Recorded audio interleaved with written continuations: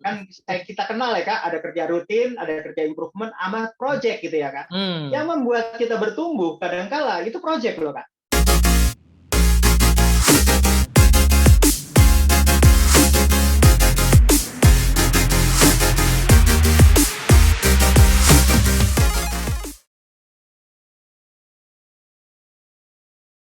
Oke, assalamualaikum warahmatullahi wabarakatuh.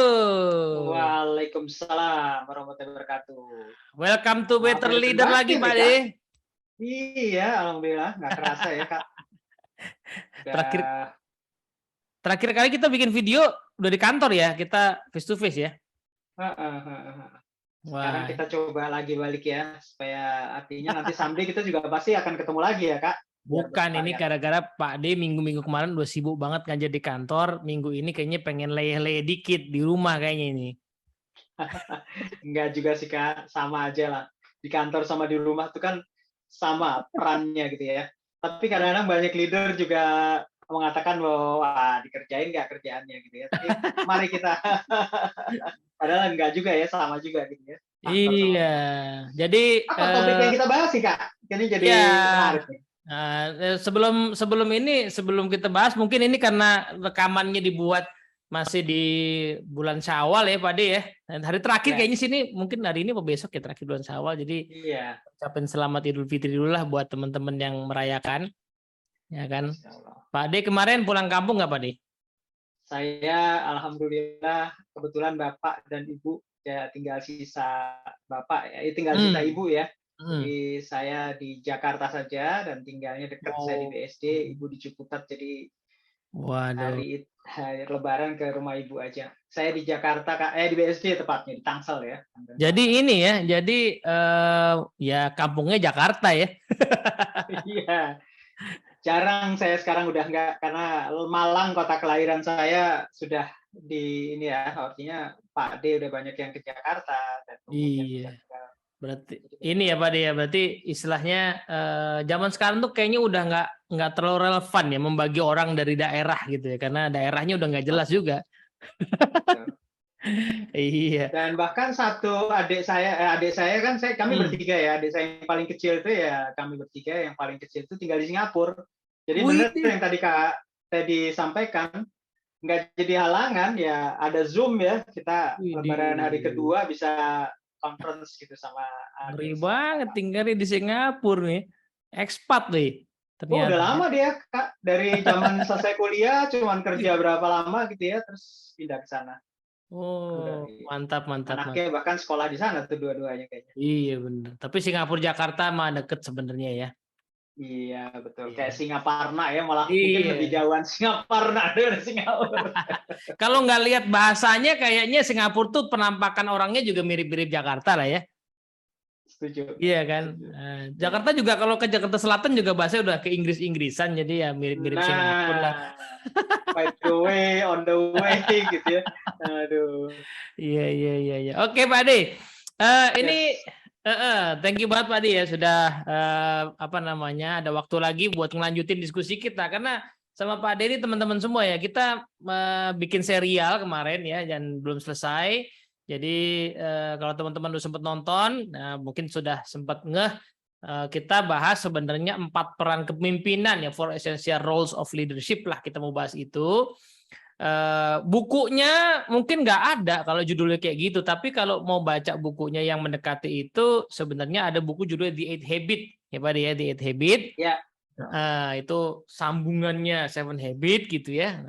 Tapi sebenarnya itu adalah kebiasaan kepemimpinan atau 4 peran kepemimpinan itu. Jadi silahkan merefer ke sana, dan ngomong-ngomong dijual juga di Tokopedia-nya Dunamis ya. Jadi silahkan mampir ke situ.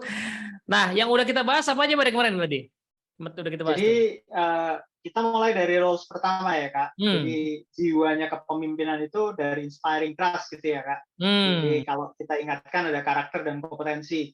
Nah nanti penting nih, karena kita kan mau bahas ke execute strategi ya. Karakter dan kepemimpinan karakter dan kompetensi kepemimpinan penting saat kita melakukan eksekusi. Karena disitulah fungsi kita sebagai leader nih kayak di atas panggung, lalu kemudian lampu disorot kemana-mana tuh ya, ke arah kita tentunya ya. Nah, kita sebagai pemimpin itu dari sisi membuktikan inspiring trust-nya, karakter kompetensi kita bisa dimumpuni apa enggak. Nah, yang kedua, setelah kita bicara tentang inspiring trust, mereka akan bertanya pada kita, saya sudah percaya sama Bapak sama Ibu nih, mau dibawa kemana nih organisasi kita.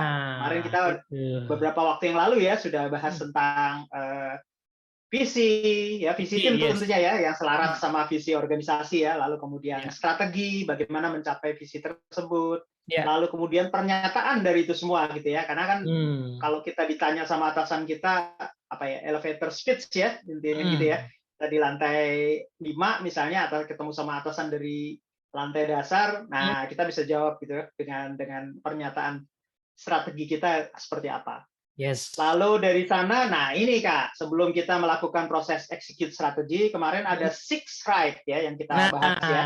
Iya itu dia tuh, ada videonya kita bahas kemarin. Ada komentar nggak Kak tentang six right nih? Kenapa kok penting ya kalau menurut Kak Teddy kalau dari diskusi kita kemarin? Sebenarnya six right udah masuk bahasan eksekusi juga, tapi eksekusi kan ada 2 jenis ya. Kalau di dalam kita biasa ada 2 jenis. Ada eksekusi yang sifatnya itu stroke of the pen, maksudnya eksekusi yang butuhnya cuma tanda tangan dari yang berwenang. Itu kayak misalnya nih, ada strategi perusahaan kita menyasar pasar anak muda. Ya, salah satunya berarti kita butuh untuk punya tim digital marketing ya. Nah, kita nggak punya IG, punya tim itu, oke, berarti kita akan rekrut 5 orang atau 10 orang misalnya. Itu kan pertama-tama butuh tanda tangan dari direksi kan.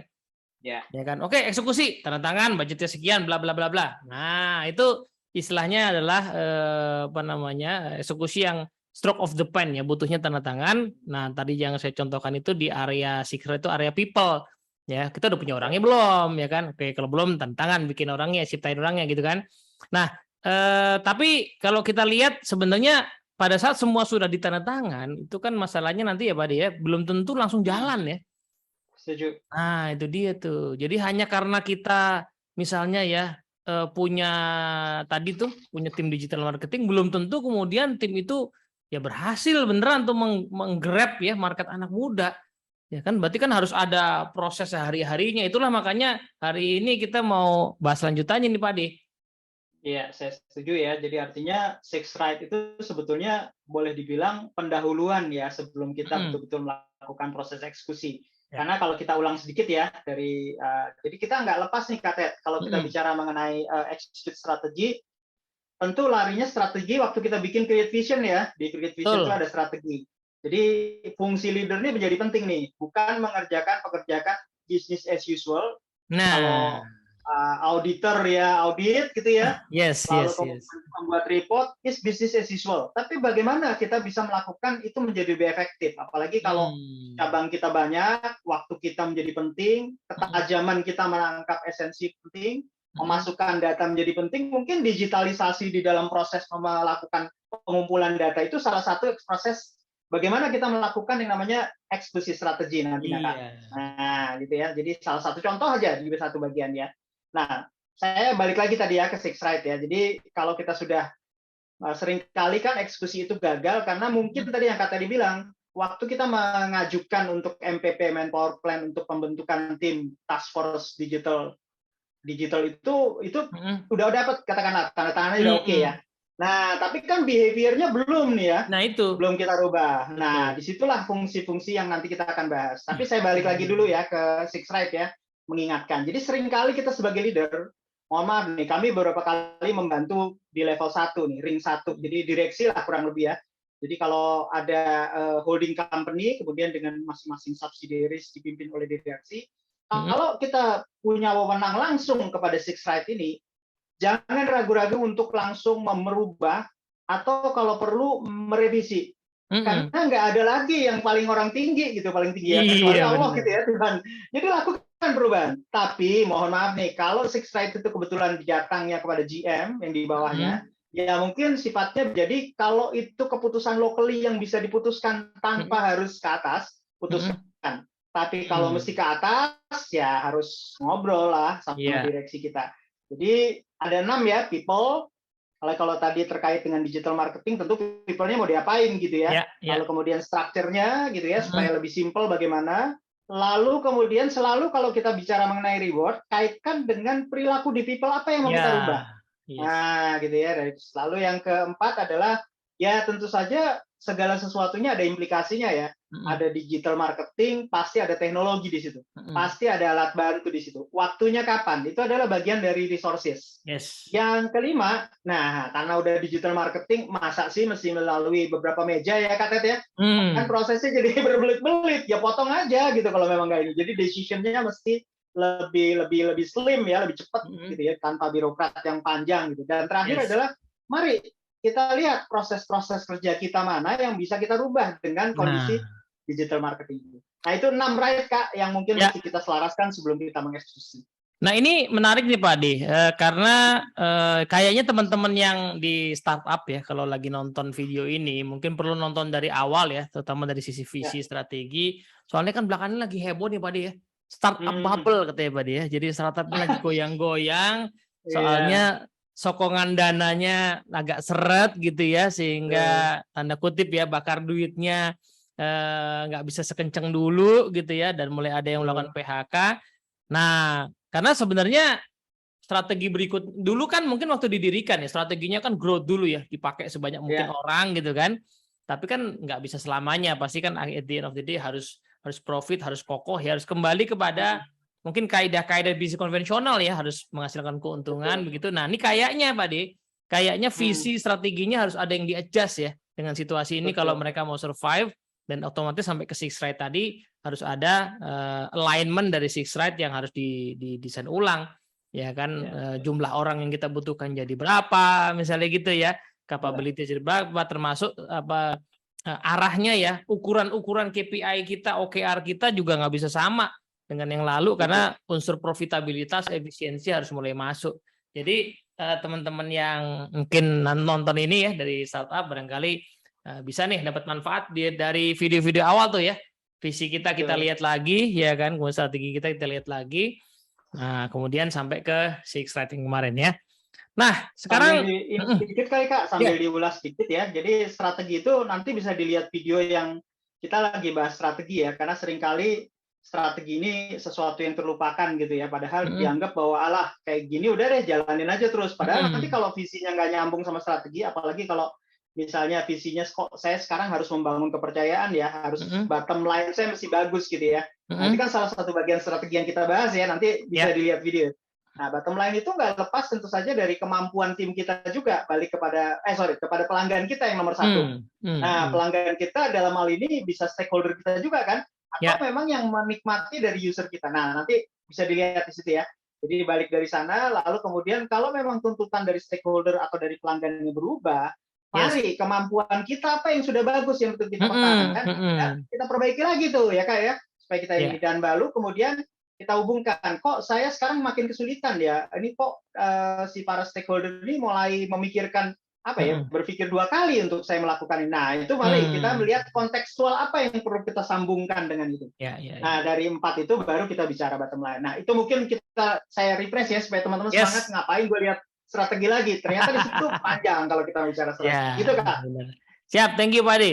Nah, hari ini kita akan masuk ke bahasan disiplin eksekusi ya Pak Ade ya.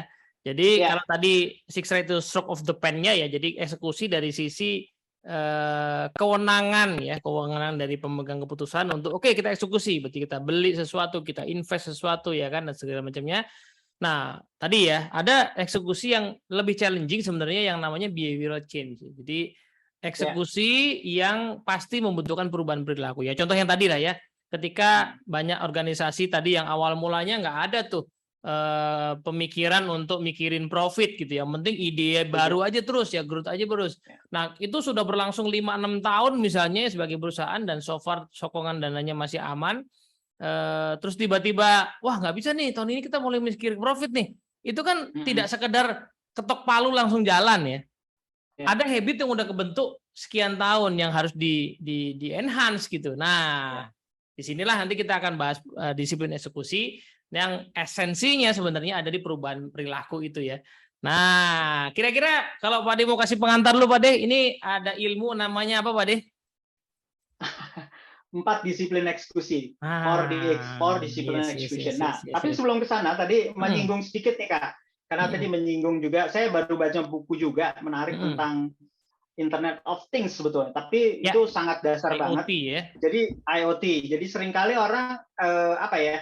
Yalah, ini kerjaan domainnya orang IT ya, information technology. Tapi di situ ada juga orang-orang yang operation technology gitu ya. Nah, kalau kita mau melakukan, kalau kan stroke of the pen ya udah, harusnya kan misalnya kita sebagai leader ya mereka harus kerjasama gitu. Tapi ternyata kadang-kadang dua ini kayak paradigma kutub yang saling bertentangan nih. IT ya pokoknya lihat ke depan, operation pokoknya gue jagain gawang biar nggak bobol. Nah, sekarang kita harus merubah nih stroke of the pain, stroke of the pain itu menjadi behavior change. Kayaknya saya mesti kumpulin mereka saya sebagai leader harus kumpulin antara IT sama operation IT saya mesti kayak kumpulin. Gimana caranya?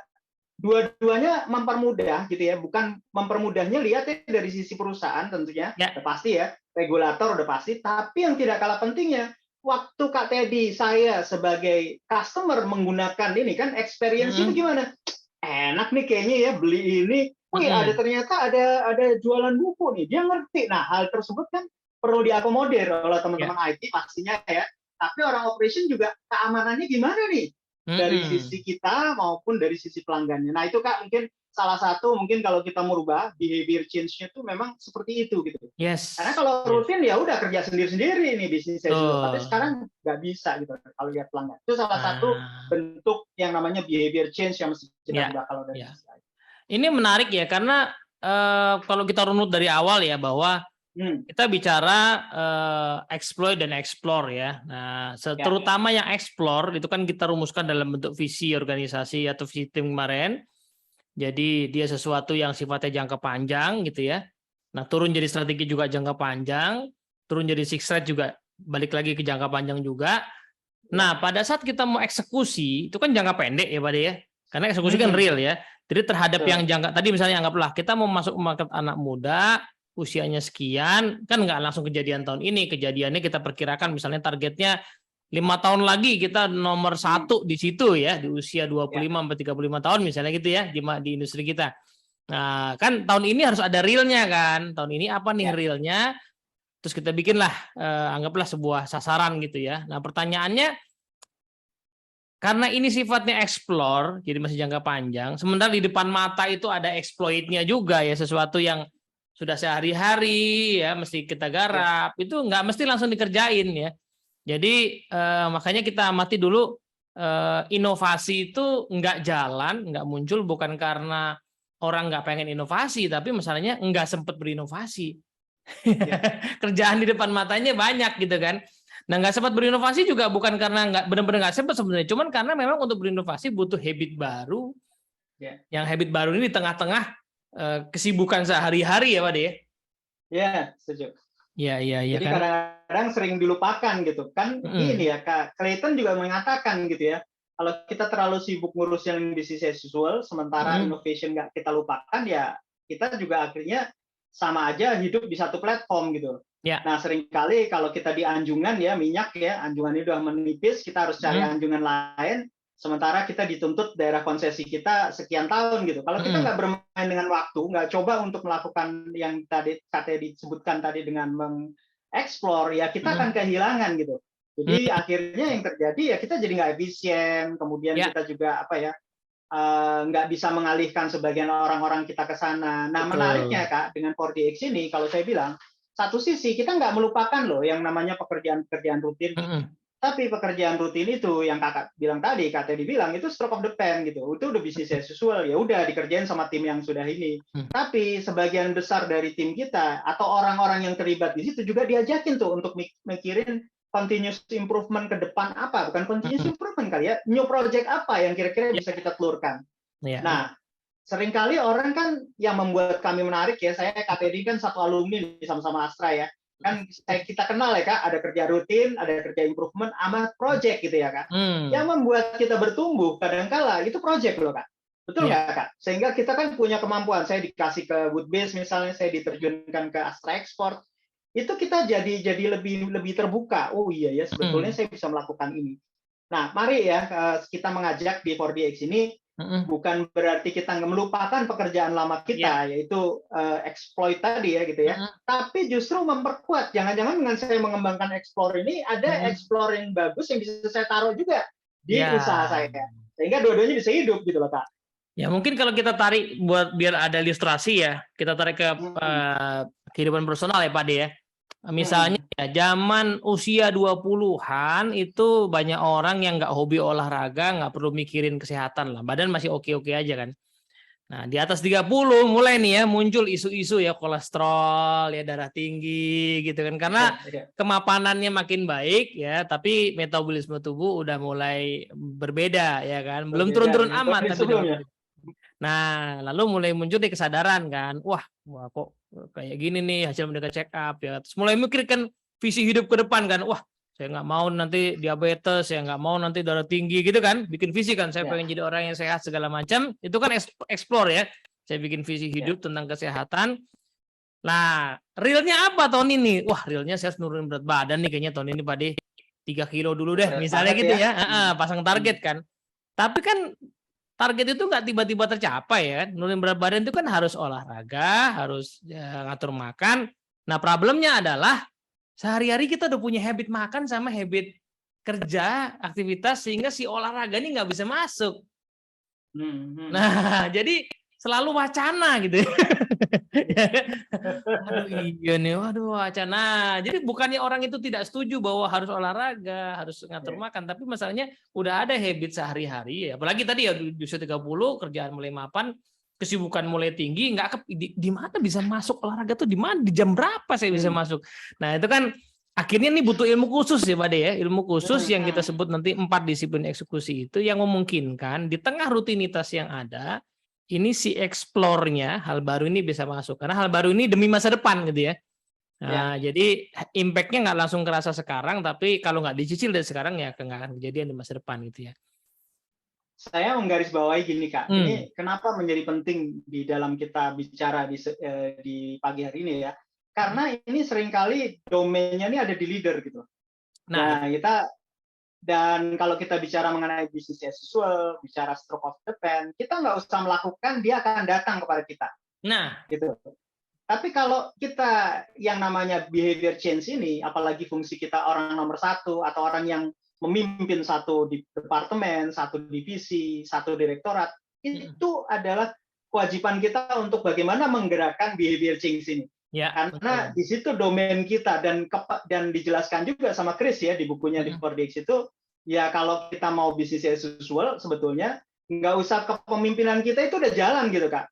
Orang HR itu udah rekrutmen udah pasti tuh dijalanin. Kalau dia di bagian industrial relation pasti tuh yang namanya bikin laporan ke Jam Sostek, bikin laporan ke Detnaker itu udah pasti gitu. Tapi bagaimana behavior change-nya juga misalnya sekarang era teknologi ya.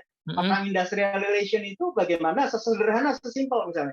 Kalau ada keluhan di cabang X gitu ya, mungkin bisa jadi mau ngasih SP1, mungkin nggak usah lagi telepon, bisa jadi ada apa ya, ada intranet gitu ya, bisa ini dan mungkin jawabannya juga nggak usah harus kayak HR dulu, mungkin ada question and answer yang bisa dia bantu. Nah, problem behavior change untuk kita mengupdate informasi itu tuh kan sesuatu yang harus kita lakukan ya, gitu ya. Nah, itu satu contoh gitu kan. Jadi bagaimana pentingnya, kenapa kok kita bicara 4DX? Nah, itu ada di situ sebetulnya. Yes. Dan teman-teman kalau mau lebih lanjut baca tentang 4 Discipline of Execution atau kita biasa ke 4DX, yaitu ada bukunya ya, mungkin udah pernah tahu juga. Bukunya ada edisi bahasa Inggris, ada edisi bahasa Indonesianya, yang terjemahan Indonesia tuh diterbitkan Dunamis ya. Sama nyarinya di Tokopedia di Dunamis juga ada itu ya. Nanti di edisi bahasa Inggrisnya udah terbit yang edisi kedua ya, edisi revisi. Yang Indonesia belum terbit sih yang revisi, tapi sedang dalam proses ya, nanti kita akan terjemahkan juga. Ada banyak improvement di situ. Yang menarik adalah sebagai informasi ya, 4DX ini ilmu yang kita akan anggap nanti terkesan common sense ya. Tapi kalau saya suka bilang common sense itu seringkali nggak common practice ya. Jadi sesuatu yang kayaknya gampang, tapi untuk dipraktekkan ini perlu waktu, perlu proses ya. Nah, kita bahas dulu lah satu-satu ya. 4 disiplin eksekusi itu yang pertama apa, Ade? Ya, yang pertama itu adalah kita mesti diminta untuk fokus pada widely important goals kita. Nah, jadi widely important menarik ya. Goal yang maha tinggi gitu. Goal aja udah penting gitu ya. Ini maha gitu. Jadi artinya ini betul-betul yang menjadi apa ya, perubahan perilaku apa yang dituntut oleh direktorat, departemen kita mau fokuskan di mana nih. Yes. Jadi saya itu mungkin kita lebih dalam ya, tapi saya masuk disiplin 2 dulu ya Kak. Nah setelah itu, setelah kita punya fokus yang mau kita rubah di dalam behavior kita, yaitu the focus, the widely important goals kita. Yang kedua itu bagaimana kita melaksanakan lead measures. Lead measures itu lebih pada aktivitas-aktivitas apa yang bisa berdampak kepada menggerakkan disiplin 1 kita. Nah, kan disiplin 1 kita tadi widely important goals ya. Nah, disiplin 2 ini lebih kepada kita bagaimana fokus aktivitasnya nih. Dan aktivitas itu tentu saja ada ukurannya nanti. Ada namanya lag measures. Lag measures itu potongan dari week. Nanti kita bahas lebih dalam deh, Kak. Lalu disiplin ketiga, setelah kita memiliki yang namanya lead measures yang baik, yang ketiga itu bagaimana senantiasa kita tuh mencatat yang namanya kemajuan-kemajuan kita, yaitu dalam bentuk mengelola compelling scoreboard. Jadi scoreboard yang menggugah. Dan menarik karena 4DX ini sebetulnya kalau kita bicara mengenai leader yang paling tinggi atau leader tengah gitu ya, ini kan eksekusi ini di bawah nih. Jadi makanya namanya scoreboard. Nah, nanti scoreboard itu bukan scoreboard atasan, bukan scoreboard departemen, tapi scoreboard tim kita sendiri yang terlibat di dalam proses eksekusi itu. Dan yang terakhir, disiplin yang keempat itu bagaimana setelah kita punya scoreboard, kita melakukan irama pertanggungjawaban. Nah, pertanggungjawaban ini bukan kepada atasan sebagai pemimpin dari eksekusi, tapi kepada seluruh tim yang ada di dalam proses eksekusi itu. Nah, ini saling bertanggung jawab dan saling mempertanggungjawabkan apa yang sudah dilakukan. Itu Kak, secara garis besar 4 disiplin eksekusi. Jadi kalau di overview mungkin sederhananya gini ya Pak De, yang tadi saya bilang common sense itu gini. Untuk bisa mencapai sesuatu berarti targetnya harus ada apa yang mau dicapai ya. Nah nanti kan kita kupas nih ya, tapi targetnya nggak sembarang target, teman yang jelas targetnya harus ada. Setelah targetnya harus ada, berarti harus ada actionnya dong, ya kan? Harus ada actionnya yang mengarah kepada target. Nah untuk memastikan actionnya berjalan harus dimonitor, ya kan? Makanya ada scoreboard tadi. Dan supaya monitoringnya itu menghasilkan tindakan yang makin mengarahkan ke tujuan, tentu harus ada pertanggungjawabannya ya. Karena kadang-kadang kalau nggak ada pertanggungjawabannya ya itu hanya sebanyak data aja lah ya, jadi sebuah data tapi nggak jadi action yang betul-betul mengarahkan ke tujuan. Jadi 4 hal itu ya, ada tujuannya, ada actionnya, dimonitor, kemudian ada pertanggungjawaban. Kayaknya common sense. Tapi pertanyaannya kalau common sense ya kenapa tidak semua organisasi bisa mempraktekkan kan gitu ya, atau tidak semua organisasi bisa mencapai hal-hal yang extraordinary. Nah, mari kita kupas satu-satu ya Pak De ya.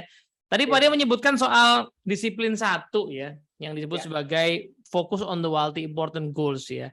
Nah, itu apa sih sebenarnya nih Pak De? Widely important goals ini apa nih? Baik. Widely important goals ini sebetulnya balik lagi kepada yang tadi Kak Teddy disampaikan di awal ya. Jadi sebetulnya behavior apa yang saat ini ada di dalam tim kita yang mau kita rubah gitu. Supaya apa? Supaya efektif, supaya artinya supaya mencapai apa yang jadi sasaran di create strategi kita gitu. Nah, itu yang perlu kita lakukan. Contoh misalnya kalau kita sederhana sesimpel misalnya kalau kita masuk ke industri penerbangan dulu deh ya, sederhana gitu ya. Nah, kalau misalnya kita di salah satu maskapai ternyata tingkat keselamatan di dalam penumpangnya sudah oke gitu ya, kesadaran pilotnya, behavior pilot begitu menerbangkan pesawat, masuk simulator, latihan, certified, berangkat. Jadi itu udah jadi satu rutin tuh Kak tadi. Jadi kalau itu sudah jadi rutin, rasanya tanpa mengurangi arti dari keselamatan. Berarti keselamatan sudah dalam proses yang disebut sebagai business as usual. Karena perilaku-perilakunya sudah muncul gitu loh. Kesadarannya, tingkat kemajuannya dalam bentuk scoreboard maupun dalam bentuk ini sudah dilakukan. Jadi itu tidak bisa dijadikan widely important goals. Nah, terus apa widely important goals? Nah, dalam situasi pandemi COVID baru pulih ini yang kita doakan mudah-mudahan jadi endemik ya, pandemik ya. Mungkin perlu kita meningkatkan revenue, Kak. Nah, revenue ini tentu saja ya pilot apa hubungannya sama ini. Nah, tapi pilot juga mesti lihat gitu kan, dia juga mengevaluasi ini barang-barangnya bagaimana sih ya, mungkin memberikan masukan atau khususnya teman-teman yang di bagian ground handling ya, khusus yang bagian bagasi, kok kayaknya dengan jumlah penumpang yang masih segini, saya masih bisa deh menyisakan tempat kompartemen kita untuk misalnya katakanlah kepada pengiriman gitu, shipping di pesawat. Nah, itu adalah salah satu untuk meningkatkan revenue. Nah, behavior itu harus ditumbuhkan. Tentu saja kan orang kantor pusat nggak bisa tahu nih datanya kalau nggak di backup sama teman-teman di ini ya. Nah, itu yang terus juga perilakunya emang sih sering kayaknya mereka sih bawanya kelihatannya ke daftarnya, tapi sesungguhnya mereka kayaknya apa ya istilahnya last minute bawa banyak barang gitu.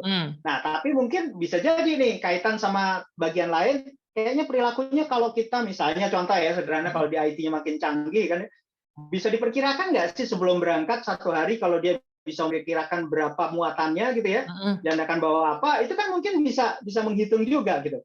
Nah, behavior itu kesadaran itu mungkin di masing-masing bagian harus ditimbulkan. Ya. Itu Kak, kalau saya bilang yang bisa dibilang multi important goals ini gini, karena semua company pasti udah punya target ya.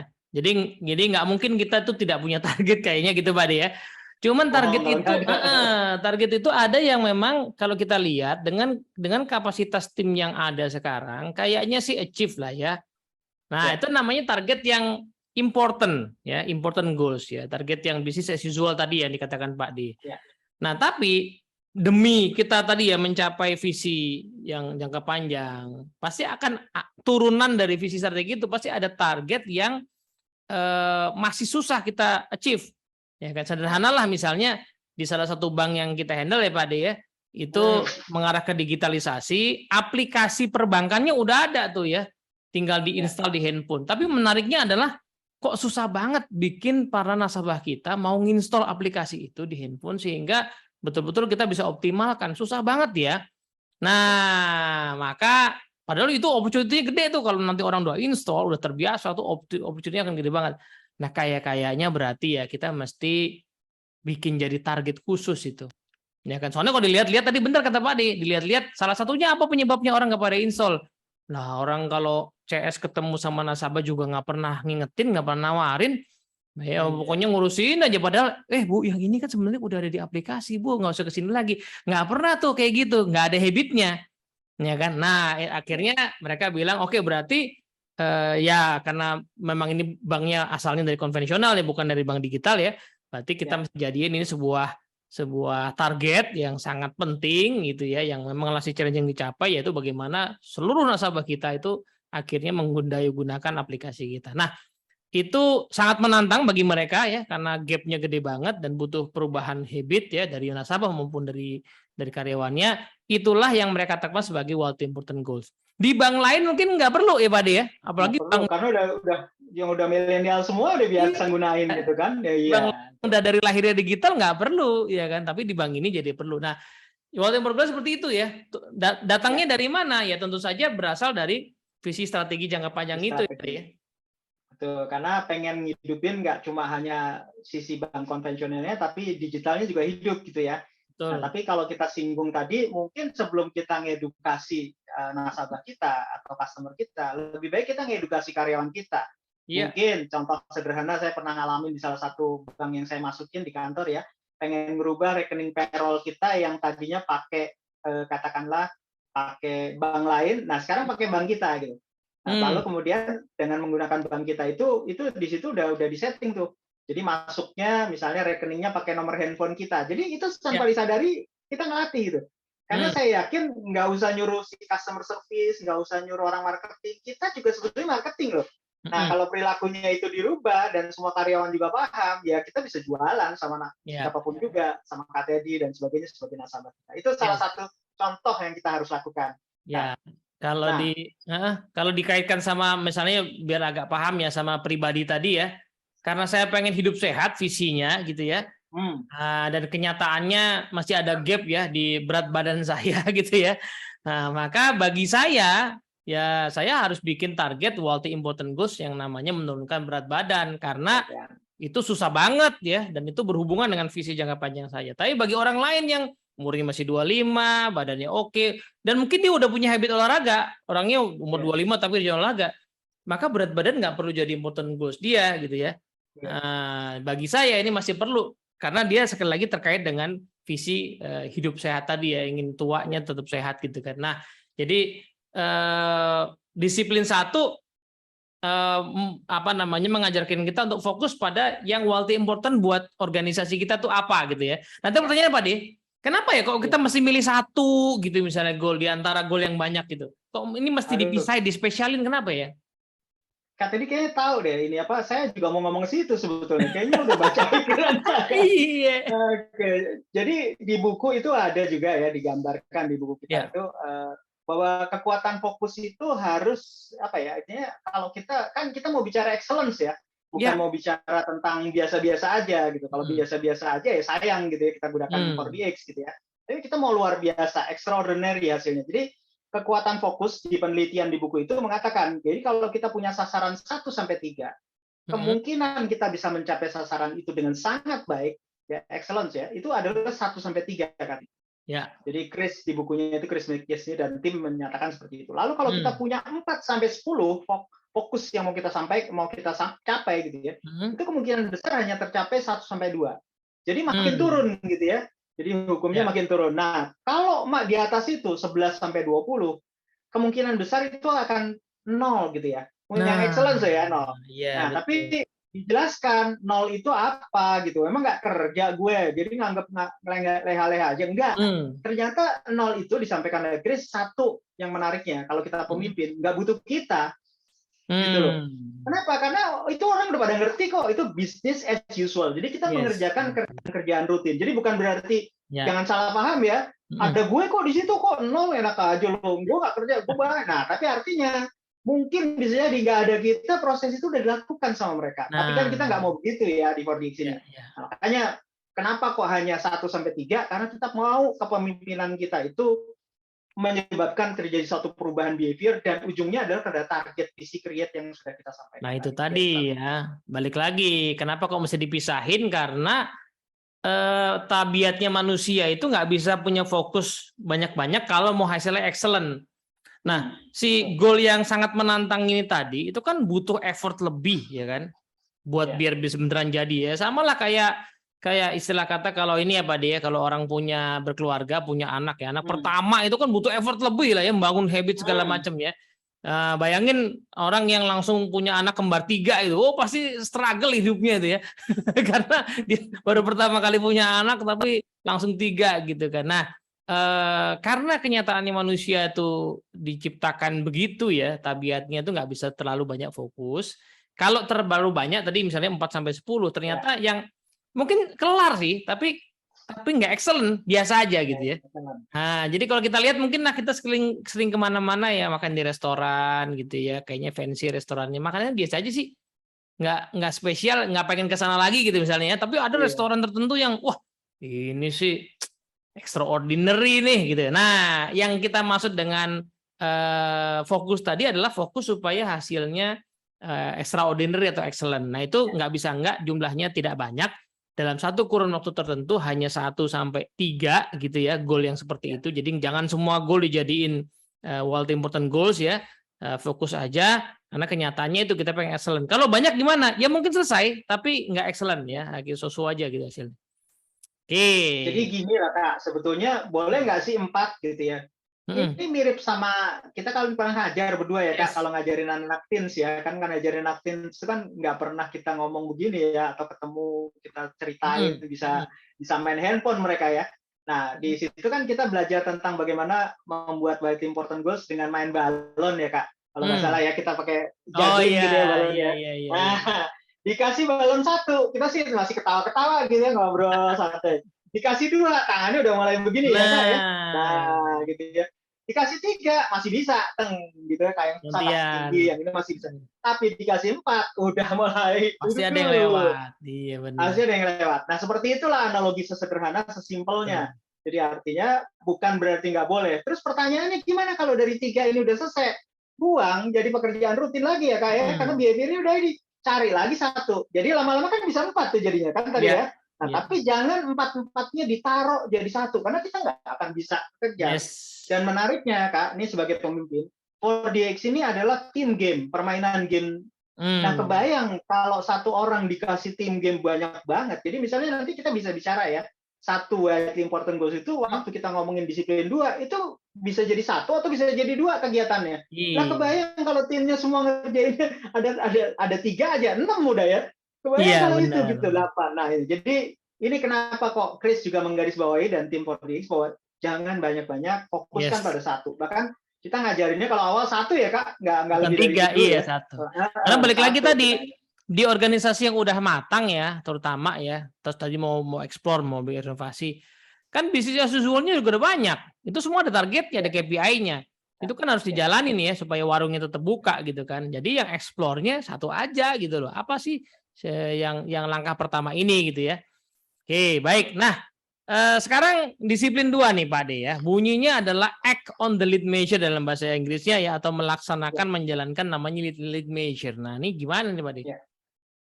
Nah, di lead measures ini sebetulnya ini menarik nih Kak. Jadi lead measures ini kan sebetulnya harus memberikan dampak aktivitas ini kepada yang sudah jadi fokus kita ya, widely important goals tadi ya.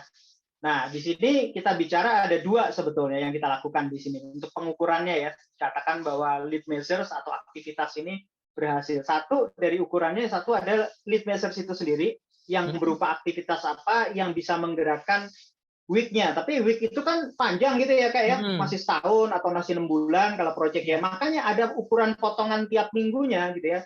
Atau kalau kita mengevaluasi tiap hari itu ada potongannya namanya lag Kak. Ya, lagging. Nah, lag measures. Nah, itu. Jadi ukuran keberhasilan waktu kita membuat aktivitas itu nanti dilihat dari 2. Yaitu satu, aktivitasnya yang bisa menggerakkan kepada fokus kita tadi, yaitu widely important goals, sama aktivitas yang sudah kita lakukan setiap minggunya itu mampu nggak sih menggerakkan setiap minggunya lag-nya itu kemajuannya. Nah, itu yang jadi dua indikator inilah menentukan keberhasilan. Kenapa saya katakan gitu? Karena seringkali aktivitas yang saya lakukan, tapi nggak memberikan dampak kepada lag-nya. Berarti aktivitasnya mari kita coba pelajari. Tapi jangan cepat-cepat ganti. Coba lihat, kok kayaknya cuma si Deki aja. Kak Teddy bisa, si B bisa, si C. Berarti bukan masalahnya bukan salah di lead measures-nya. Bisa jadi salahnya yang harus kita bantu sebagai leader kepada si Deki-nya, bukan kepada si lead measures-nya. Tapi kalau kita udah lakuin gitu ya, lead measures ini, aktivitas ini udah saya lakukan, merubah perilaku. Tapi kenyataannya kok nggak ini ya, apa namanya, nggak bisa ya, dan nggak bisanya semua. Nah, kalau nggak bisa semua, coba kita lihat pelan-pelan aktivitas kualitas yang dilakukan bener nggak? Ya. Jadi misalnya kalau mengunjungi nasabah gitu ya, misalnya kalau kita punya pipeline-nya itu apakah yang sudah diperbaharui atau pipeline-nya mengulang-ulang aja? Ya, kalau pipeline masih ngulang-ulang aja ya bisa jadi ya komitmennya yang harus kita perbaiki, bukan salah ininya gitu. Jadi ada beberapa faktor ya sebelum kita menyalahkan bahwa lead-nya ganti dan sebagainya. Itu mungkin Kak. Ini poin bagus nih ya. Tadi Pak De mengatakan bahwa lead measure itu adalah aktivitas untuk mencapai goal. Tapi teman-teman jangan buru-buru ya. Oh ya saya tahu aktivitas ya. Jangan buru-buru ke sana dulu ya. Karena ini agak counterintuitif nih yang dimaksud dengan lead measure nih. Jadi logiknya mungkin begini Pak De ya. Karena goal yang kita pilih jadi widely important ini goal yang gap-nya masih tinggi. Sesuatu yang sifatnya explore. Maka pasti dia butuh tindakan yang juga masih baru bagi tim kita. Dia nggak mungkin tindakan yang udah lama. Ini nggak mungkin tindakan yang tim kita udah jalankan. Ya sederhana lah ya. Karena menurunin berat badan itu sesuatu yang baru buat saya, maka nggak mungkin yang namanya tindakan yang mau saya lakukan dalam rangka mencapai goal ini adalah sesuatu yang saya udah punya. Nggak mungkin. Pasti sesuatu yang baru yang saya belum jadi habit. Mungkin saya tahu tapi belum saya kerjain. Misalnya yang sederhana lah. Oh harus ada olahraga rutin. Oh iya bener, selama ini saya nggak pernah olahraga rutin. Oh berarti ini kemungkinan nih ada lead measure. Tapi misalnya nih, saya olahraga udah rutin dan lumayan loh 1/2 jam tiap hari jogging. Tapi berat badan nggak turun-turun. Berarti lead measure saya nggak mungkin olahraga.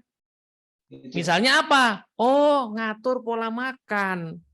Dietnya. Oh iya bener ya, saya nggak pernah ngatur pola makan. Makan ngasal. Jadi meskipun olahraga, berat badannya nggak turun-turun. Jadi trikinya di situ ya Pak De ya. Trikinya si lead measure ini pasti habit yang juga sifatnya explore, habit yang sifatnya baru ya. Tadi Pak De menyebutkan soal pipeline ya di perbankan tuh banyak ya. Timnya udah rutin kok visit dan segala macam. Kenapa nggak achieve? Ternyata misalnya kalau diteliti ya perbedaan antara yang achieve dan yang tidak, perbedaan perilakunya bukan di disiplin dalam prospectingnya, tetapi yang achievement-nya bagus itu dia melakukan proses qualifying yang lebih bagus ya. Jadi data itu dia selusurin dulu, dia pilah-pilah dulu ya, dia cari mana yang. Nah, behavior ini yang tidak ada di semua orang, jadi ini pasti new habit dan mungkin ini yang namanya lead manager. Jadi milih lead manager juga hati-hati ya Pak dia, harus diteropong dulu gitu ya. Dipilah-pilih gitu. Ada 2 komponen sih Kak, kalau saya bilang untuk melihat tadi. Yang satu itu kan harus prediktif ya. Prediktif itu bisa mengarahkan pada tujuan kita gitu ya. Tentu saja pada what important kita ya. Itu bisa diprediksi. Yang kedua, yang tidak kalah pentingnya di samping tadi prediktif itu bisa dipengaruhi. Dipengaruhi karena tadi saya singgung ini pengaruhi kepada tim ya. Nah, ini bisa dipengaruhi oleh tim gitu. Nah, itu dua komponen yang kita lakukan, yang harus kita potret. Gitu. Kalau bisa diprediktif tapi nggak bisa dipengaruhi oleh tim, ya jangan dijadikan. Itu bukan lead manager, berarti individual aja. Tapi kalau bisa dipengaruhi oleh tim tapi bisa tidak diprediktif, bisa menggerakkan kita, ya jangan dilakukan karena udah pasti itu nggak akan berdampak. Jadi dua poin gitu. Satu adalah diprediktif, bisa menggerakkan leg kita. Yang kedua bisa dipengaruhi oleh tim kita. Sehingga ujung akhirnya adalah aktivitas itu layak untuk dijadikan lead manager. Itu mungkin tadi sebagai nanti tinggal ya dari mana sih kita tahu ini prediktif apa enggak. Nah caranya bisa macam-macam ya Pak De ya. Kita bisa aja tadi tuh neliti tuh, oh di tim saya mana yang achieve enggak, mana sih yang bedanya behaviornya apa. Atau kita mungkin bisa aja benchmark ya sama organisasi lain, tim lain ya. Apa sih perilaku mereka yang belum kita lakukan ya. Kemudian bisa juga ya kalau misalnya nggak nemu ya kita eksperimen ya, tapi yang jelas dia pasti new behavior, new habits ini. Dia tidak mungkin habit yang lama yang sudah ada gitu ya. Dan di dalam kita menentukan lead managers ini mungkin Pareto menjadi bagian penting juga ya Kak Teddy ya. Jadi kenapa kok kita gunakan 20-80 ya? 20 itu artinya dengan 20% kita melakukan aktivitas itu bisa menghasilkan result 80%. Ya, kenapa? Karena ini sudah diprediksi akan merubah perilaku dan perilaku tim kita gitu ya. Nah, terus 80% ini untuk apa? 80% itu untuk ngerjain bisnis as usual. Karena kita bilang kalau diistilahkan di sini namanya whirlwind, Kak. Ya. Di whirlwind. Jadi itu untuk mengerjain bisnis as usual. Jadi jangan habiskan waktunya di 100% ngurusin bisnis as usual, tapi kita nggak punya inisiatif baru atau merubah perilaku. Tapi juga jangan 100 atau 50% digunakan untuk hanya lead managers karena nanti nggak akan dapat waktu. Loh, kamu kan tugasnya ngaudit, kamu mesti datang dong, audit itu nggak iya gitu. Tapi improvement apa, kemudian dengan teknologi apa yang bisa kita bantu untuk melakukan itu kan itu bagian dari lead managers ya. Jadi tadi kalau balik ya Kak, untuk kita dapetin 20 itu ada beberapa yang bisa kita lakukan sumber aktivitasnya 80-20 itu Kak. Satu, kalau Kak Teddy tadi sampaikan adalah kita udah punya standard of excellence-nya gitu ya. Kalau kita mau melakukan menangani handling customer gitu ya, kalau misalnya contohnya kita di industri manufacturing, berapa lama kita bisa merakit, itu kan ada waktunya gitu ya. Nah, itu bisa kita ukur, the standard of excellence-nya. Lalu kemudian penanganan customer berapa lama, itu juga ada standard of excellence. Lalu kemudian kok kayaknya saya perlu ningkatin gitu ya, nggak sekedar hanya standard of excellence, saya perlu benchmarking gitu ya. Baik kepada industri sejenis maupun cross industry kan sekarang dimungkinkan ya kalau kita mau belajar cross industry. Nah, itu lakukan benchmarking untuk dapat 80 sama 20. Pertanyaannya sekarang, masalahnya sekarang belum pernah nih Mas Diki, ini baru satu-satunya di Indonesia nih dilakukan. Ya udah, kalau kayak gitu pakai imajinasi kita dulu gitu ya. Tapi imajinasi sekarang kan nggak artinya bodong gitu ya kalau ya. Imajinasinya bisa googling gitu ya, bisa jangan-jangan ada gitu yang mirip. Gitu. Itu Kak ada 3 yang bisa kita lakukan untuk dapetin lead managers tadi aktivitasnya. Ya, nanti kalau udah ketemu yang namanya lead manager-nya, jumlahnya biasanya nggak banyak juga ya, 1-2, seringkali 1 ya Pak De ya, 1-2 activity aja. Jadi kalau pas kita eksplorasi sama tim kita lead manager-nya banyak, ketemu 5-10, harus diseleksi itu ya, karena nggak mungkin itu semua dikerjain langsung ya, dan nggak mungkin semua itu berdampak signifikan, pasti hanya 1 atau 2 aja ya, kayak tadi lah ya, orang mau situasi berat badannya kayak apapun ya cuma 2 yang bikin bisa turun ya, kalau nggak soal olahraga, ngatur makan, that's it lah. Jurusnya namanya apapun ya, olahraganya bisa variatif tapi cuma 2 itu sebenarnya ya. Nah, oke, sekarang Pak De, disiplin yang ketiga katanya bunyinya adalah keep a compelling scoreboard ya Pak ya, atau mengelola scoreboard papan skor yang compelling, yang menarik. Ini gimana nih maksudnya Pak? Jadi gini Kak, kan seringkali ya apa ya yang bikin frustrasi kita itu kita udah kerjaan aktivitas gitu ya, kita udah melakukan ini dan tim bersama kok gitu, tapi pencatatannya nggak ada gitu. Atau bahkan mungkin pencatatannya tersebar di masing-masing tim kita gitu. Nah, Keep on Compiling Scoreboard ini, scoreboard yang menggugah ini bukan scoreboard atasan, tapi ini scoreboard yang terlibat di dalam proses eksekusi itu gitu loh. Nah, terus kalau saya leader nomor 1 nih Kak, direksi, gimana? Ya kita mesti mendorong kepada bawah gitu ya, turun ke bawah melihat, dibuat nggak scoreboardnya, dijalanin nggak sesuai kaidah. Kalau misalnya, ya kita bisa juga melakukan gini, saya pernah lihat satu scoreboard, kemudian dimasukkan di situ, kemajuan industri seperti ini, nggak salah dengan itu, tapi itu nggak artinya buat tim untuk apa ya gitu ya.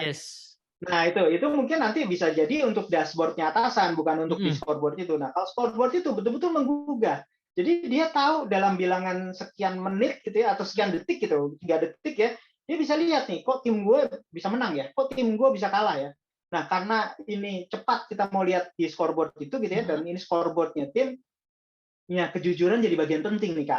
Karena seringkali, udah deh, gue juga ada jadi belum tentu itu digolkan, tapi dimasukin angkanya gitu loh. Yang terjadi minggu depan direvisi lagi. Nah ini, jadi artinya benar-benar harus kejujuran juga penting gitu ya. Jadi seringkali ini yang menjadi bagian yang penting ya, selalu kita ingatkan, berapapun angkanya, itu menjadi penting. Karena di scoreboard ini, karena scoreboard tim, misalnya gini, KPD sama saya, sama satu orang, misalnya si B gitu ya, kemudian kita punya atasan, saya lagi drop nih gitu ya, lalu kemudian kasih yang bagus apa kasih yang jelek ya. Minggu depan sih gua 2 minggu lagi gue prospek bagus-bagus nih. Ya kalau kita jujur ya kasih aja angkanya gitu ya. Begitu kasih angkanya, kita dilihat sama tim kita. Wih, ini lu kenapa gitu deh? Gini. Nah, bisa jadi karena kita sudah bicara mengenai inspiring trust, kita udah punya create vision. Makanya eksekusi strategi ini taruh bagian ketiga nih. Nah, tim kita bukan malah membuli kita, justru membantu.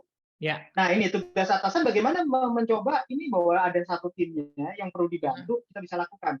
Mungkin kita akan banyak nanti bicara ke peran keempat ya, imperatif keempat ya Kak, yang kita bahas. Jadi, tapi di sini gimana Kak? Ya, jadi kalau kita lihat ya Pak Ade ya, balik lagi ya sama dengan goal tadi ya, organisasi yang udah mapan itu punya banyak alat ukur ya, matriks ya. Nah, ini apalagi nih ya yang namanya scoreboard ini apalagi gitu kan. Nah, mungkin kita lihat balik ke tadi ya, karena si WIG itu sesuatu yang spesial ya, extraordinary, lalu butuh tindakan yang juga spesial gitu ya. Maka scoreboardnya juga spesial nih. Ya kan, scoreboardnya juga spesial, tidak seperti metrik-metrik yang lain, karena yang harus diukur adalah 2 hal tadi, hasil sama behavior-nya, perilakunya.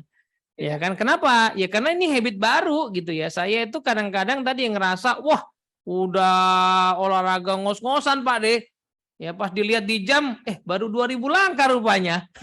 Jadi, oh ya pantes ini belum ada hasilnya. Karena ternyata saya baru 2000 langkah gitu kan. Nah, ketika saya mengukur tadi langkah kaki tadi kan pelan-pelan saya menyadari bahwa oh iya baru 2000, tambah lagi deh target saya ke 5000 misalnya gitu ya.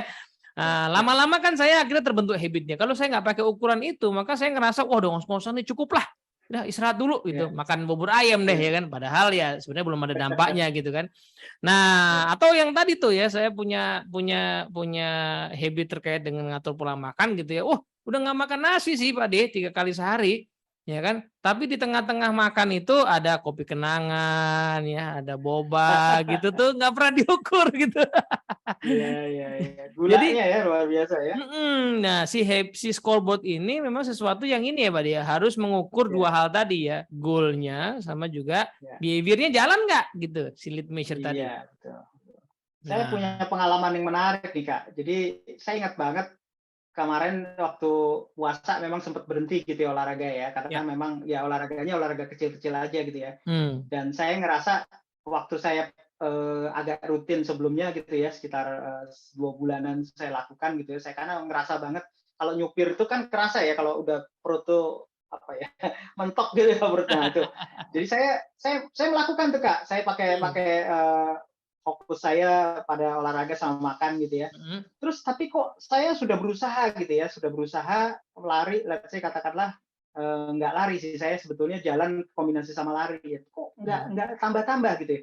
Bahkan saya cenderung nggak turun gitu beratnya. Terus saya coba analisa nih, kok kayaknya saya olahraganya harus jalanin terus, tapi yang tidak kalah pentingnya kayaknya saya harus nurunin berat badan deh. Karena saya kan suka lari ya, di antara jalan itu saya suka lari. Nah, lari saya itu nggak maksimal, Kak. Jadi saya misalnya olahraga 1 jam, lari saya itu cuma 15 menit, 45 menitnya jalan gitu. Saya naikin gitu ya, Kak, bisa cuma 20 menit. Terus turun lagi besok 15 menit. Terus saya berpikir, ini kenapa ya? Wah, ternyata kok kayaknya saya harus nurunin berat badan dulu deh. Tapi olahraganya jalan loh ya. Jadi artinya bukan di olahraganya, tapi kontrol makanannya mesti di ini. Ya, gitu ya. betul. Jadi saya punya kebiasaan Senin Kemisnya saya lakukan gitu ya. Senin Kemis bukan untuk gara-gara hanya penurunan berat ya, karena juga untuk ibadah juga dapat sekaligus ya. Nah, saya lakukan itu. Dan kenyataannya alhamdulillah dengan puasa 1 bulan itu kan nggak Senin Kemis sebenarnya. Puasanya dari Senin sampai hari terakhir gitu ya, mau Lebaran. Nah itu ternyata saya coba nih, kemarin saya coba lari, akhirnya saya bisa dapat 1 kilo gitu ya, nggak berhenti gitu ya. Terus kemudian saya jalan lagi, dapat lagi 1 kilo, saya masih kuat gitu ya. Saya kan nggak mau ngoyo ya, usia saya juga udah ini gitu ya. Ternyata benar gitu. Nah, penting kita menentukan, di waktu kita menentukan widely important goals, menentukan lead measures itu melihat nih, kemampuan tim kita tuh boleh tadi benchmark ya, boleh lihat, tapi lihat juga kemampuan di tim kita. Karena leader ya, kita posisinya leader loh ya, bisa mengevaluasi itu semuanya. Itu mungkin Kak gambaran sedikit tips untuk menggambarkan ini gitu ya.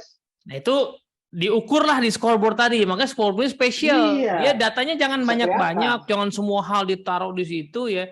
Cukup apa yang jadi widely important goals, ya harus ada ukurannya gitu ya. Lalu si lead measure yang udah ditetapkan tuh harus kelihatan juga ukurannya. Nah itu yang kita tracking gitu ya Pak ya. Kita tracking. Tapi ingat bunyi disiplinnya tuh adalah keep a compelling scoreboard atau mengelola scoreboard. Berarti, nah ini bedanya. Kalau dashboard kita di kantor tuh kadang-kadang kan udah otomatis ya Pak ya. Otomatis sistem. Tim tuh nggak punya kepemilikan sama data itu karena bukan dia yang ngelola, dia tinggal klik gitu kan, keluar datanya, ya kan? Nah, sehingga tidak ada engagement di situ ya. Nah, supaya ada engagement sebenarnya scoreboard ini dibuat oleh tim dan juga dikelola oleh tim. Tim yang diajak untuk ngupdate datanya ya sehingga tim bisa merasakan melihat sendiri bahwa oh ya kita kok stagnan, kita kok gerak. Oh, alhamdulillah nih kita udah progres. Kok kita turun nih. Nah, itu baru kerasa kalau tim mengelola sendiri gitu ya. Makanya satu jangan ribet-ribet ya, yang simpel-simpel aja. Membuat tadi ya like sama lead measures-nya ya, goal sama tindakannya, dan itu dikelola oleh tim ya. Jadi ini makanya ini berbeda dibandingkan dengan dashboard yang sudah ada gitu ya. Oke, Pak D. Nah, sama satu lagi ya Kak, saya tambahin ya sebelum kita mengalih ke berikutnya ya. Satu adalah karena kita sudah dipercaya oleh tim dan tim percaya sama kita gitu ya.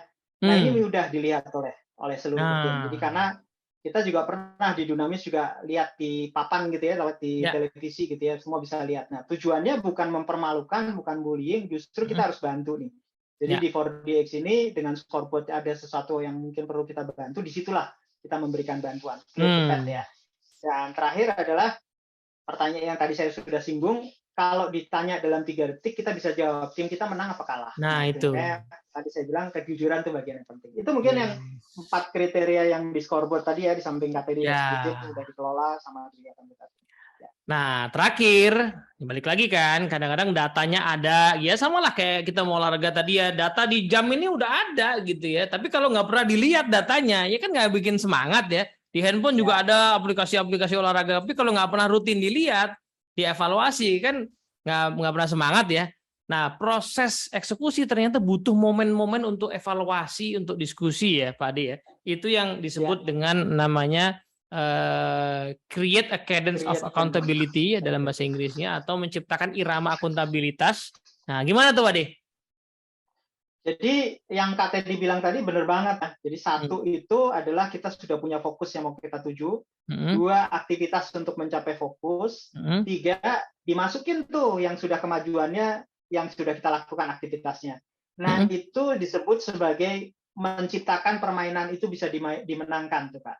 Nah, tapi artinya menciptakan aja kan nggak cukup ya. Permainannya mesti dimainkan gitu. Nah, di permainan 4 ini yang justru yang disebut sebagai cadence ya, iramanya tuh mesti dibentuk tuh. Ya kayak gini deh, sederhana irama itu seperti apa sih ya. Jadi kita masih ingat waktu masih kecil gitu ya, orang tua kita, ayah ibu saya selalu ngingetin gosok gigi gitu. Ya. Nah, gosok gigi itu ayah ibu saya selalu bilang, gosok gigi itu yang umum 2 kali. Kamu bangun tidur karena di situ kamu mau apa ya namanya habis tidur segala macam pokoknya dibersihkan atau mau tidur, 2 itu. Tapi selebihnya diantaranya ya boleh lah silahkan dilakukan gitu ya. Tapi 2 itu gitu. Nah saya karena diingetin terus, saya bisa ngingetin anak saya udah gosok gigi belum, gitu ya.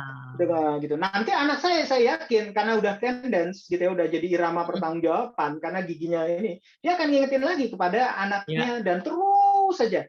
Nah, itu yang menarik bahwa tendensi ini bukan sekedar hanya bicara mengenai waktunya, Kak. Nanti bahkan kepada yang namanya tempatnya pun juga mesti tempat yang biasa kita lakukan gitu. Ya kayak gosok gigi juga sama kan, nggak pernah gosok gigi kita di depan di rumah tetangga gitu, gosok gigi kan enggak gitu, di kamar mandi atau di dekat wastafel. Kayaknya jadi kebiasaan, makanya jadi habit gitu, jadi pembiasaan kepada kita. Itu sekedar gambaran dulu nih Kak. Yes. Jadi esensinya adalah kita itu makhluk sosial gitu ya. Biasanya kita makin termotivasi mencapai sesuatu kalau kita punya interaksi juga dengan orang lain.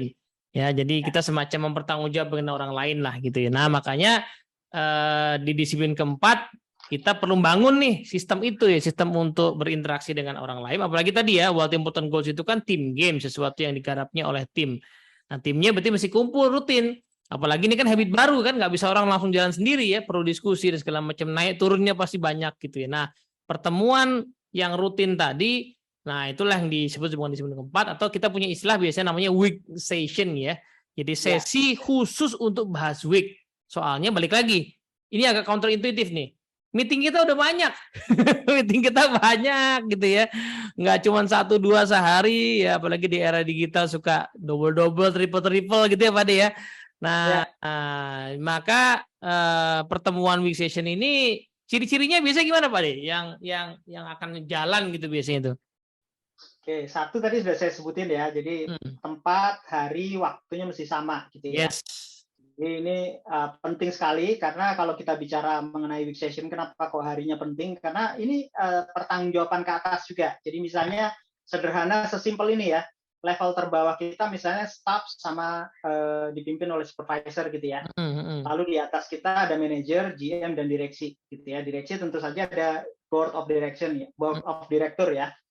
Board of direction ya, board of director ya. Nah, di level bawah gitu ya, di level bawah itu harus hari sebelumnya gitu, sebelum masuk ke level manager dengan supervisor. Nah, lalu kemudian setelah itu baru yang boleh lakukan adalah manager dengan GM-nya. Lalu yang terakhir adalah GM dengan direktur dan kemudian direktur terkait ya, kemudian direktur dengan direktur-direktur lain-lain dalam bentuk board ya, board of director-nya. Jadi itu menjadi satu yang penting nih. Kenapa? Karena kalau ada masalah di bawah, di bagian orang-orang yang melakukan eksekusi, itu bisa segera diputuskan oleh bagian yang di atas sampai ke level yang tertinggi. Sehingga orang nomor 1 bisa nurunin ke bawah, lakukan ini. Direction-nya seperti itu. Itu mungkin yang awal, sederhana, simpel nih Kak. Yang sebagai seorang leader kita mesti melakukan itu. Mungkin itu dulu pancingannya sebelum yang lain gitu Kak. Yang jelas karena judulnya disiplin ya harus ada disiplinnya, disiplin waktu sama disiplin tempat ya. Pertemuannya itu disepakati yang paling pas kapan gitu ya dan di mana gitu ya. Nah, itu perlu dia disiplin. Nah, kalau misalnya konteksnya adalah face to face berarti tempatnya di mana gitu ya. Tapi kalau online ya berarti mungkin linknya udah recurring ya, jadi tersedia tinggal diklik aja nggak usah terus. Nah, itu disiplin bertemunya. Nah, sekarang Pak De, di pertemuan itu kita disiplin ngapain lagi gitu? Jadi yang kedua itu kita mesti disiplin terhadap waktu meetingnya. Week session itu penting. Durasinya ya berarti ya? Durasinya tidak boleh lebih dari 20 menit gitu ya. Bahkan kalau maksimal udah deh, kalau misalnya sampai ini 30 menit itu udah paling maksimal. Jangan lebih dari itu. Karena di atas waktu itu nggak efektif. Loh kok bisa waktunya bisa demikian singkat, gimana ceritanya? Nah ini week session itu sebetulnya kenapa bisa singkat, itu karena satu, kita cuma melaporkan akuntabilitas apa yang kita lakukan minggu lalu gitu ya. Ya, kita lakukan apa, dilaporkan di situ. Setelah itu kita lihat bersemuanya kebagian ya. Jadi mulai dari atasannya, pemimpin dari dari eksekusi itu lalu dilanjutkan kepada anggota tim. Habis itu setelah semuanya melakukan itu, kita lihat scoreboard kita, bagaimana perkembangannya dari scoreboard itu. Lalu kemudian kalau misalnya ada pembelajaran yang sifatnya menarik gitu ya, yang bisa membantu anggota timnya, yang tidak lebih mungkin ya sekitar maksimal 5 menit lah boleh di-share gitu ya. Tapi kalau mau pakai data ya jangan di week session, mungkin nanti di weekly meeting-nya gitu ya. Nah kemudian satu lagi kalau ada kegagalan juga boleh, nggak hanya keberhasilan ya, supaya artinya tidak dilakukan oleh anggota tim yang lain gitu ya. Dan yang ketiga, rencana komitmen minggu yang akan datang mau melakukan apa gitu. Nah ini satu bagian yang penting, kita mau melakukan apa. Jadi saya titip 3 itu sederhana dan cepat sekali menurut saya. Jadi kalau ada masalah jangan dibahas di situ. Yang sering kali bikin lama gitu, ada masalah dibahas gitu ya, kayak review kinerja. Nah tapi atasan catat aja deh, catat. Kalau misalnya masalahnya atasan saya misalnya Kak Teddy, saya sebagai anggota timnya, ya nanti masalahnya sama saya. Stop meetingnya selesai, baru kita bahas berdua. Yang lain boleh meninggalkan ruangan, gitu. Atau misalnya kalau dilanjutkan sama week session-nya, weekly meeting-nya sesudah week session, boleh aja. Nah, habis dari selesai week session ditutup, baru bahas yang tadi yang ada di permasalahan di week session. Jadi waktunya singkat sekali, Kak. Sama yang sering membuat lama, scoreboard.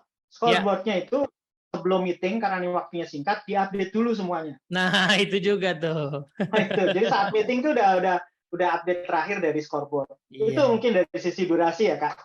Yes. Jadi kenapa kok durasi kenapa kok durasinya bisa singkat ya, dan harus singkat ya, karena sekali lagi ini kita di tengah-tengah rutinitas yang berjalan terus. Jadi pertemuan khusus week ini jangan lama-lama. Nah, kita hanya bahas week-nya saja, bahas lead measure-nya saja, which is itu sudah di scoreboard ya, berarti scoreboard-nya memang harus disiplin untuk diupdate. Nah, tapi ada satu kata penting dari kata kunci yang Pak bilang ya, istilah yang namanya komitmen.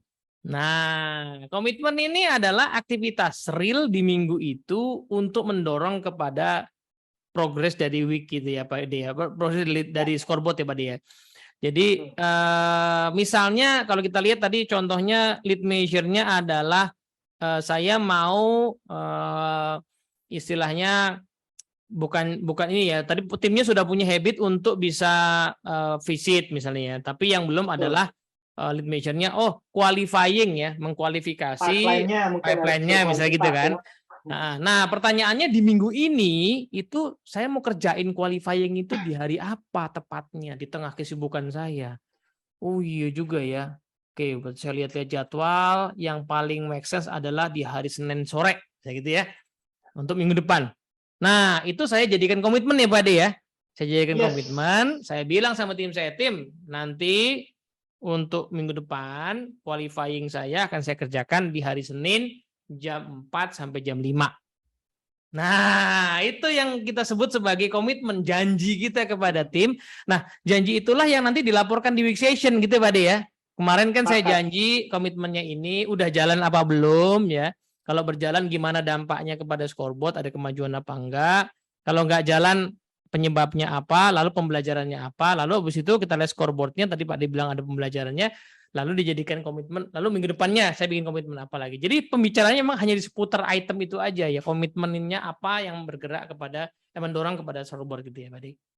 Ya betul, dan di komitmen itu yang perlu digarisbawahi sebagai leader, terkadang anggota tim kita sabaran, kita tanya, mau melakukan apa nih? 1 atau 2 hal yang kalau kamu lakukan di minggu ini bisa menggerakkan scoreboard gitu ya. Nah, kadang kita udah tahu sebetulnya, karena kita juga pernah jadi sales kok, kita udah tahu gitu. Kita kalau nggak hati-hati cenderungnya ngasih tahu Kak Teddy. Nah memberitahu itu menyebabkan anggota tim kita nggak engage sama melakukan. Ya udahlah, Bapak yang ngasih tahu, apa yang jalanin lah. Tugas kita betul tadi, pertanyaannya harus pancing gitu ya. Kayak 1 atau 2 hal apa yang kalau kamu lakukan di minggu ini, pipeline-mu itu nggak sekedar hanya kamu kunjungan itu nggak sekedar kunjungan, tapi bermanfaat berpotensi untuk menghasilkan sebuah kinerja gitu. Itu apa yang kamu lakukan? Nah, itu. Jadi kita harus ngegali nih. Jadi jangan kemudian ya udah kalau kayak gini kamu datang aja ke ini, nanti saya kasih rekomendasi. Itu kita yang nganin. Dan itu nggak menggugah mereka gitu ya. Nanti jadi komitmen datangnya dari anggota tim kita. Jadi supaya ada involvement ya. Gitu ya, supaya mereka terlibat di situ. Nah, itu poin penting ya Pak De. Komitmen itu kan namanya janji ya. Janji itu ya powerful kalau diucapkan oleh orang yang memberi janji gitu ya. Nah, maka kalau si leadernya yang mengarahkan janji ya mungkin dia ucapkan tapi tidak sungguh-sungguh lah ya. Nah, menarik juga bahwa terus kalau gitu peran leader apa dong kalau dia gali timnya buat itu ya? Peran leader adalah proses yang ada istilahnya namanya clear the path ya Pak dia, membukakan jalan. Ya, jadi seperti apa tuh Pak De kira-kira komitmen dari leader itu harusnya yang kualitasnya kayak gimana gitu? Baik, nah ini penting ya karena 4DX ini apalagi kalau posisi kita cukup tinggi ya. Nah terus kayaknya saya tuh jauh banget Pak, yang bagian eksekusi itu kan di level staff gitu. Saya levelnya udah GM bahkan direksi nih. Ya apa yang kita lakukan? Nah tadi menjadi menarik Kak, kenapa kok waktu itu menjadi penting gitu ya? Waktu ini menjadi penting. Nah kalau sederhananya gini deh, kalau levelnya GM misalnya yang minta bantuan itu seorang staff kita di bawah nih gitu ya. Nah, masalah itu kan akan naik nih, Pak. Saya tuh punya prospek besar nih, Pak. Kita bisa menggolkan 3T, Pak. Tapi ini saya harus ketemu sama orang nomor satunya di ini pejabat eselon setingkat eselon 1 nih, Pak. Dan kayaknya saya nggak bisa nih, Pak, kalau saya harus ini. Apalah saya lah, Pak, gitu ya. Jadi naiklah mereka ke supervisornya. Nah, supervisor juga minta bantuan ke manajer. Manajernya juga, waduh, ini kayaknya saya mesti ngomong nih sama GM saya gitu lah. Dan naik ke atas, kemudian nanti di rapat board diputusin, ya udah tim pro-nya lu bukain jalan buat dia. Tapi nanti kalau ada sampai katakanlah number one direksi BUMN-nya itu muncul, saya akan bantu kamu untuk ini. Jadi direksi kita akan turun bersama direktur. Tapi kalau levelnya masih ini, kita bantuan. Dan di situ namanya clear the path. Yes. Penting tadi saya bilang adalah satu, diatur waktu week session-nya sehingga berjenjang ke atas.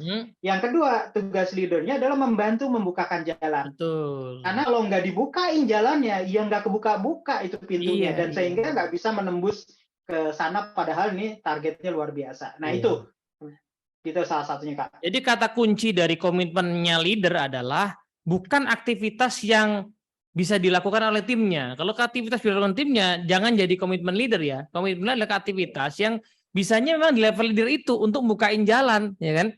Ya kan, misalnya kayak tadi tuh ya, oh iya tim saya mau meeting, itu komitmennya dia mau meeting. Tapi pas meeting itu, wah meetingnya sama level yang selevelan saya nih.